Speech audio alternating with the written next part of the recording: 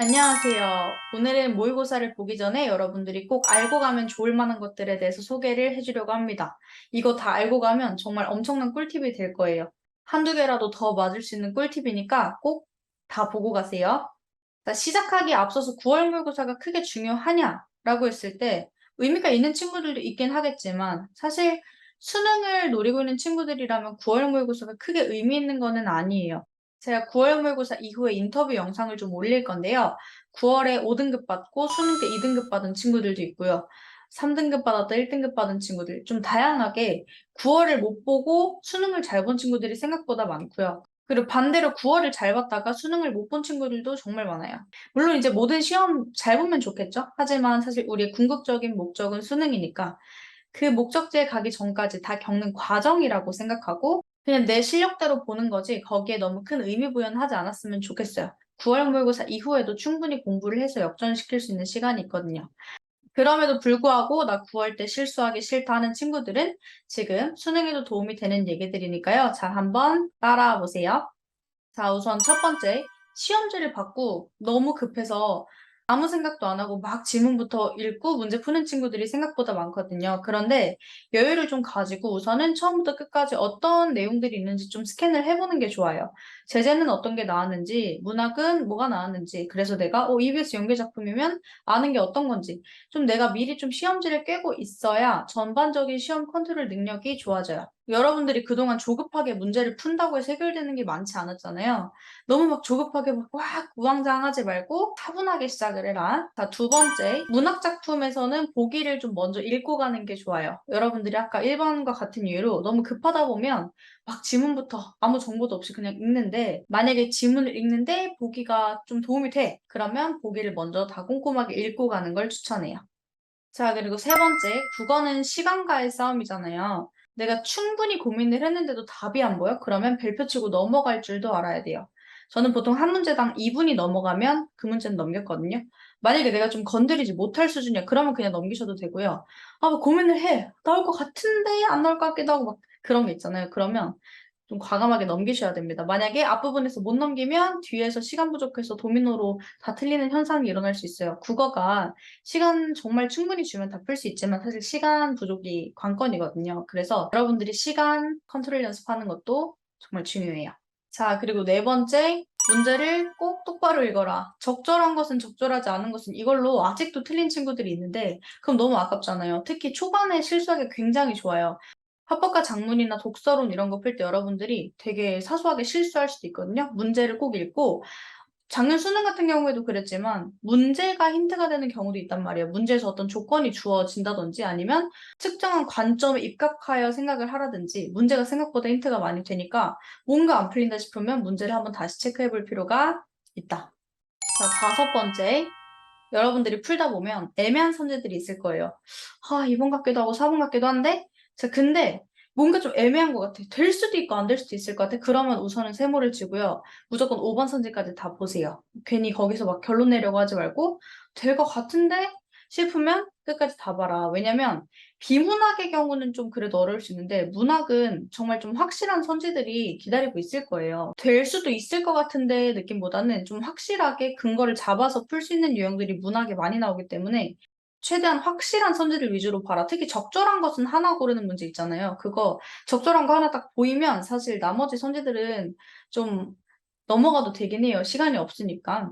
그래서 항상 확실한 선지를 찾아가야지 애매한 선지들한테 묶여가지고 다음 선지를 못 보면 안 되거든요. 이것도 사실은 시간 분배와 관련된 전략이에요.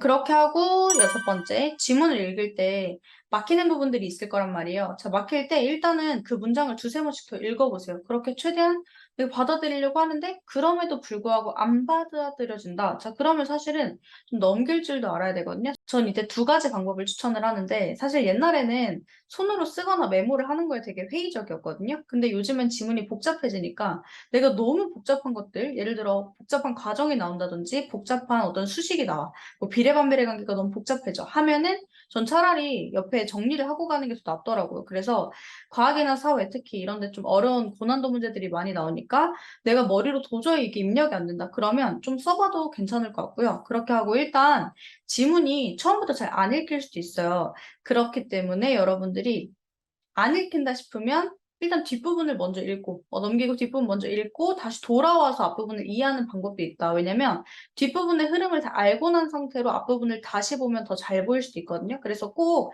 처음부터 흐름대로 다 읽으려고 노력하지 않아도 괜찮아요. 요즘은 특히나 힌트가 뒤쪽 부분에 있는 경우도 많기 때문에 여러분들이 충분히 읽어보고 안 읽힌다 싶으면 적당히 융통성 있게 처리할 필요도 있습니다.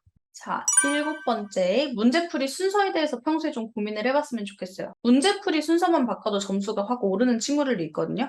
자기한테 잘 맞는 풀이 방식이 있을 거란 말이에요. 비문학을 먼저 푸는 게 좋은 친구들도 있고, 문학을 먼저 푸는 게 좋은 친구들도 있고, 저는 체력이나 집중력 같은 걸 다 고려해서 저만의 문제풀이 순서를 가장 효율적으로 만들었는데, 이건 사실 제가 추천을 한다고 해도 개인적으로 느끼는 바는 좀 다를 수 있기 때문에 평소에 좀 계속 시뮬레이션을 돌려보면서 나한테 뭐가 제일 잘 맞는지 연구해보면 좋을 것 같아요. 제가 개인적으로 추천하는 건 선택 과목 풀고, 독서론 풀고, 비문학 하나 풀고, 우선 문학을 푸는 거예요. 그렇게 하고 나머지 비문학 2개를 푸는 게 저의 체력과 집중력에 가장 도움이 많이 됐는데, 여러분들도 한번 이것저것 연습을 해보면서 미리 시험 보기 전에 계속 시뮬레이션을 돌려보세요. 자, 그리고 8번째. 사실 이건 모두에게 해당되는 얘기는 아닌데요. 자, 만약에 내가 3등급 이하다, 나 좀 시험에 자신이 없어 라고 하는 친구들은 사실 시간 내에 모든 문제를 다 푼다고 생각을 안 해도 괜찮아요. 특히나 어렵게 나오는 시험이라고 한다면 1등급 컷이 뭐 80점 후반, 뭐 90점 초반 이렇게 잡히잖아요. 그러면 여러분들의 목표는 2등급 이상이 되는 걸 텐데 좀 틀려도 괜찮거든요, 사실.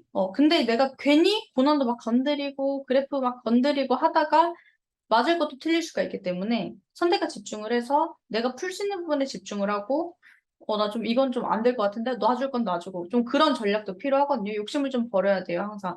여러분들이 좀 공부를 하면 알겠지만 보통 저는 선택 과목이랑 문학을 꼭 먼저 잡으라고 하거든요. 케바케가 있을 수는 있는데 대체적으로는 그래도 비문학보다 문학이 더 쉽기 때문에 문학에서 여러분들이 좀 많이 투자를 해주면 좋아요. 내가 좀 문학에 너무 약해. 그러면 EBS 연계라도 꼭 공부를 하고 갔으면 좋겠어요. 네, 바로 9번째 팁으로 이어지는데 EBS 연계 작품 꼭 살펴보고 갔으면 좋겠어요. 수특이랑 수원에 나오는 작품들은 다 보고 있으면 좋고요. 특히나 현대 시랑 고전 시가는 다 알고 갔으면 좋겠어요. 주제라든지 표현법, 시의 의미 같은 거는 미리 좀 깨고 있으면 좋고 소설도요. 줄거리나 인물 관계, 인물 특성 이 정도는 여러분들이 미리 알고 가야 그 국어 시험에서 훨씬 더 유리해질 거예요. EBS 연계율이 얼마나 될진 모르지만 하나라도 아는 작품이 나왔을 때 정말 생각보다 도움이 많이 되거든요. 그래서 미리 좀 공부를 해둬라. 자, 그리고 마지막 10번째인데요. 어쨌든 여러분들이 곧 시험을 보잖아요. 부담감이 되게 많아질 거란 말이지. 우리 친구들이 맨날 막 공부하다가도 불안하고 내가 과연 잘할 수 있을지 너무 걱정되고 한대요. 근데 우선은 항상 시험을 볼 때는 다 맞겠다고 생각 안 하는 게 좋아요. 너무 잘 봐야지라고 생각하면 오히려 더 부담돼서 못 보는 경우가 많더라고요. 저도 시험 볼 때는 나 무조건 잘 봐야 돼. 나 무조건 100점 맞아야 돼라고 생각 절대 안 했어요. 원래 우리가 좀 그런 게 있어. 마음 편하게 봤을 때 오히려 더 잘 보고, 막 너무 긴장한 상태로 보면 더 못 보고 하는 게 있잖아요. 그러니까 약간 이렇게 생각해. 인간적으로 내가 좀 틀려준다. 이렇게 생각하고, 막 모르는 거 나왔을 때 틀릴 수도 있겠다. 이건 틀릴 수도 있겠는데 하면서 좀 가야지. 너무 막 난 잘해야 돼, 완벽해야 돼, 막 이렇게 한다고 좋아질 건 없더라고요. 여러분들 항상 편하게 갔으면 좋겠고요. 모의고사는 말 그대로 모의고사잖아요. 수능이 아니기 때문에 사실 여기서 잘 보고 못 보고 크게 의미가 없어요. 그래서 너무 큰 부담 없이 그냥 내가 그동안 하던 것들 점검받는 느낌으로 보고 왔으면 좋겠다. 오늘 사실 제가 모의고사 팁을 말해주긴 했지만 이건 좀 9월을 위한 것만은 아니고 수능까지 여러분들이 실전 모의고사 연습도 많이 할 거 아니에요.